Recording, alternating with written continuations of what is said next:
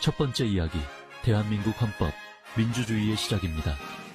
대한민국의 민주주의는 헌법에서 시작되었습니다. 1948년 7월 17일 대한민국 헌법이 제정되었습니다. 이날은 우리 역사에서 매우 중요한 날로 기억됩니다.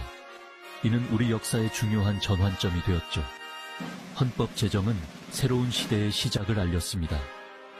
일제 강점기라는 어둠의 시대를 벗어나 자유민주주의 국가로 첫 발을 내딛는 순간이었습니다. 국민들은 새로운 희망을 품었습니다. 헌법은 단순한 법률 문서가 아닙니다.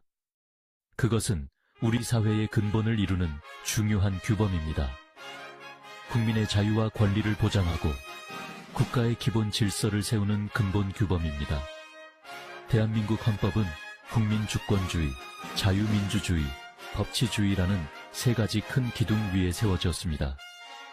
국민이 주인이 되는 나라, 자유와 권리가 존중받는 나라, 모든 국민이 법 앞에 평등한 나라를 만들고자 하는 의지를 담고 있습니다. 헌법은 우리 모두의 권리를 지키기 위한 약속입니다. 물론 헌법 제정 이후에도 우리 사회는 많은 어려움을 겪었습니다. 민주주의를 지키기 위한 투쟁은 계속되었습니다. 독재 정권의 횡포와 민주주의를 향한 국민의 열망이 충돌하며 아픔을 겪기도 했습니다. 그럼에도 불구하고 헌법은 늘 민주주의의 등불이 되어 주었습니다. 헌법은 우리에게 희망과 방향을 제시해 주었습니다. 두 번째 이야기, 헌법의 기둥, 기본권입니다. 기본권은 모든 국민이 누려야 할 가장 기본적인 권리입니다. 헌법 제2장에서는 국민의 권리와 의무를 규정하고 있습니다. 이는 국민이 국가에 대해 가지는 권리와 책임을 명확히 하고 있습니다. 국민의 기본권을 보장하는 것은 민주주의 국가의 가장 중요한 책무입니다.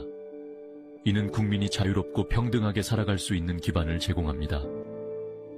헌법은 인간의 존엄과 가치를 존중하고 모든 국민이 자유롭고 평등하게 살아갈 권리를 명시하고 있습니다. 이는 모든 국민이 차별 없이 존중받아야 함을 의미합니다. 헌법이 보장하는 기본권은 매우 다양합니다. 이는 국민의 삶의 질을 높이는 데 중요한 역할을 합니다. 생명권, 자유권, 평등권, 사회적 권리, 청원권, 참정권 등 우리 삶의 모든 영역을 포괄하고 있습니다. 이는 국민이 다양한 방식으로 사회에 참여할 수 있도록 합니다. 예를 들어 헌법은 신체의 자유, 언론, 출판, 집회, 결사의 자유, 종교의 자유, 재산권 등을 보장합니다. 이는 국민이 자신의 생각과 신념을 자유롭게 표현할 수 있게 합니다. 이러한 기본권은 국가라 하더라도 함부로 침해할 수 없습니다. 이는 국민의 권리를 보호하기 위한 중요한 장치입니다. 만약 국가가 개인의 기본권을 침해할 경우 국민은 헌법에 보장된 권리에 따라 국가를 상대로 소송을 제기할 수 있습니다. 이는 국민이 자신의 권리를 지킬 수 있는 방법을 제공합니다. 세 번째 이야기, 국민의 힘, 참정권입니다. 참정권은 민주주의의 핵심입니다. 민주주의 사회에서 국민이 가진 가장 강력한 무기는 바로 참정권입니다. 이는 국민이 국가의 미래를 결정하는 중요한 수단입니다. 헌법은 국민에게 국가의 중요한 결정에 참여할 권리를 보장합니다. 이는 국민의 목소리가 국가 운영에 반영되도록 합니다. 선거권과 공무담임권이 대표적인 예입니다. 이 두 가지 권리는 국민의 참여를 보장합니다. 국민은 선거를 통해 자신을 대표할 대표자를 직접 선출할 수 있습니다. 이는 국민의 의사를 직접 반영하는 과정입니다. 또한 국민은 공무원이 되어 국가 운영에 직접 참여할 권리도 가지고 있습니다. 이는 국민이 국가의 주인임을 나타냅니다. 헌법은 참정권을 보장함으로써 국민이 국가의 주인임을 분명히 하고 있습니다. 이는 국민의 힘을 상징합니다. 하지만 참정권은 단순히 권리만을 의미하는 것은 아닙니다. 국민으로서의 책임과 의무도 따릅니다. 이는 성숙한 민주주의의 필수 요소입니다. 국민들은 후보자와 정책에 대한 충분한 정보를 얻고 신중하게 판단하여 소중한 한 표를 올바른 방향으로 행사해야 합니다. 이는 민주주의의 근간입니다. 네 번째 이야기, 삼권 분립, 균형의 미학입니다. 대한민국 헌법은 권력 분립의 원칙을 채택하고 있습니다.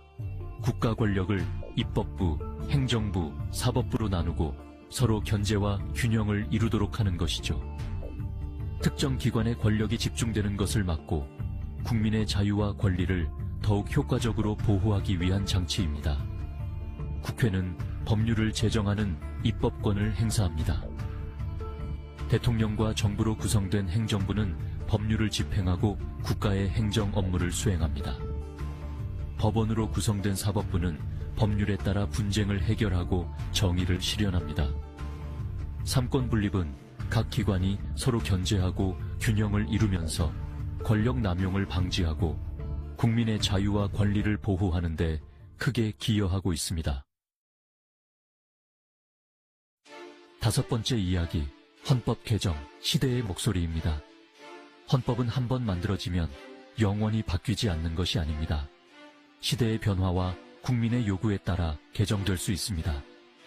대한민국 헌법도 지금까지 총 9차례 개정되면서 시대 상황을 반영하고 국민의 요구를 수용하기 위해 노력해왔습니다. 특히 1987년에 있었던 9번째 개정은 민주화 운동의 결과로 이루어진 중요한 개정입니다. 대통령 직선제 개헌을 통해 국민의 직접 선거권을 회복하고 국민의 기본권을 더욱 강화하는 계기가 되었습니다. 헌법 개정은 국민적 합의와 토론을 바탕으로 이루어져야 합니다.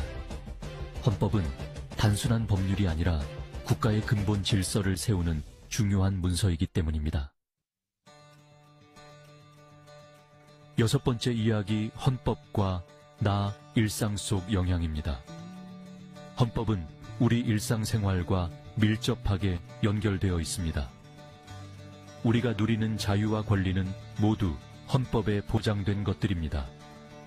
예를 들어 학교에서 친구들과 자유롭게 대화하고 토론할 수 있는 것, 인터넷을 통해 다양한 정보를 얻고 의견을 표현할 수 있는 것, 종교의 자유를 누릴 수 있는 것, 모두 헌법 덕분입니다. 만약 헌법이 없다면 우리는 국가 권력으로부터 자유와 권리를 보호받지 못하고 불안정하고 불안한 삶을 살아갈 수밖에 없을 것입니다. 따라서 우리는 헌법의 가치를 소중히 여기고 헌법이 보장하는 자유와 권리를 올바르게 누리고 행사해야 합니다. 일곱 번째 이야기, 평화통일, 헌법의 꿈입니다. 대한민국 헌법은 평화통일을 지향하고 있습니다. 헌법 전문에서 민족의 단결을 공고히 하고 평화통일의 사명을 다할 것을 명시하고 있습니다. 분단된 한반도에 평화를 정착시키고 언젠가는 하나의 민족으로 다시 만나기를 바라는 마음이 담겨 있습니다.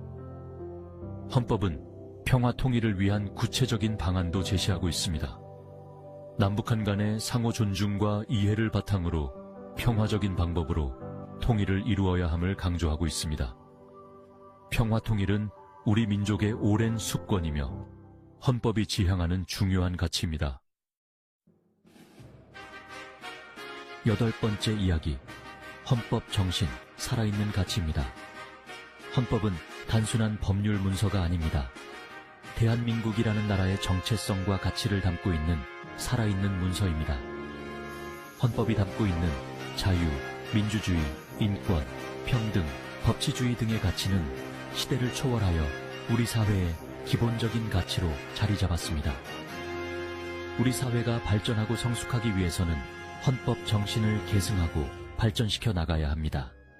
헌법 정신을 바탕으로 서로 존중하고 배려하며 공동체의 발전을 위해 함께 노력해야 합니다. 헌법은 우리 모두가 함께 지켜야 할 소중한 가치입니다. 아홉 번째 이야기, 미래를 향한 헌법 변화와 지속입니다.